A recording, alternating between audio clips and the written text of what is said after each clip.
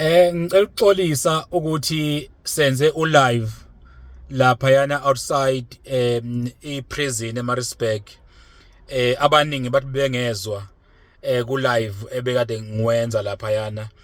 In summary nje bafowethu ukuthi namhlanje besivakashele ubaba uDlamini, igama lakhe kuthiwa uGugu, lo okwavula udaba lwakhe lokuthi uboshelwe icala le rape athi akalenzanga.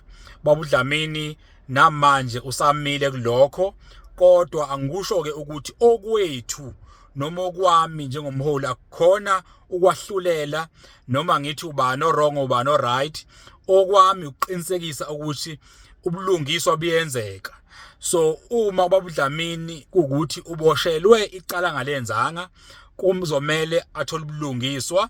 Njengamanje ke siyasizana nabafowethu esinabo umkhwanazo othuleleni kanye noThabani uMpungose Attorneys ukuzama ukuqinisekisa ukuthi ubaba uDlamini uyalithola usizo kwezomthetho ngokuthi kuzwakale ubufakazi obusha uma kuzokwenzeka ukuthi akwazi nakhululeka aphume aye emphakathini aphile wonke umuntu, ngoba uma ukuthi ampela ubaba uDlamini icala kalenzanga akumele ahlale ejele. So kumsebenzi wethu ukuqinisekisa ukuthi ubulungiswa buyenzeka.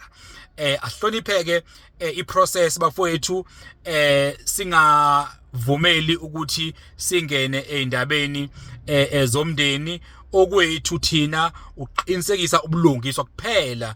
Eyami interest ubulungiswa, angithathi side futhi angifuni ukuthi ngithi ubani right ubani wrong, kodwa kwami ukuthi ubaba uDlamini uma eboshelwe into angayenzanga kuzomela aphume lapha yana ejele, futhi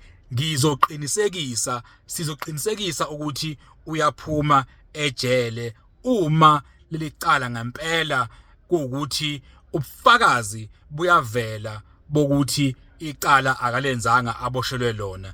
Yikho namhlanje umuntu ayizela eMaritzburg, ngangithembisa ukuthi ngizosukuma ngizele mina, nangempela ke namhlanje sizile. Hayi, ubaba uDlamini usamile bafowethu ukuthi akayenzanga lento.